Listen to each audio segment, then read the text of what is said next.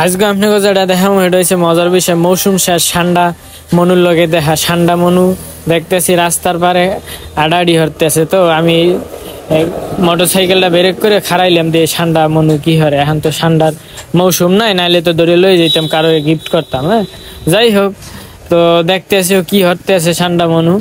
তো মনু আস্তে আস্তে আস্তে আস্তে আস্তে আস্তে রাস্তার রাস্তার মধ্যে আইতেছে। যাই হোক, রাস্তার মধ্যে আইতেছে আইতেছে আইতেছে, হ্যাঁ কি যে করবে আল্লাহ জানে। তো আইতেছে দেখে নেই, রাস্তা পাড়ি দেবে মনে হয়, যেটা বুঝতেছি। জানি না কি হবে, রাস্তা পাড়ি দেয় কিনা, কিন্তু ও আল্লাহ, ওদের রাস্তার মধ্যে আয়। এটা কিন্তু ঠান্ডা মামা, বাংলাদেশের ঠান্ডা। তো বাংলাদেশের ঠান্ডা মনু যখন সামনে পড়ে তখন তো অবাক কাণ্ড। তো পরে চিন্তা করলাম দেখি ও শেষ পর্যন্ত কি হরে।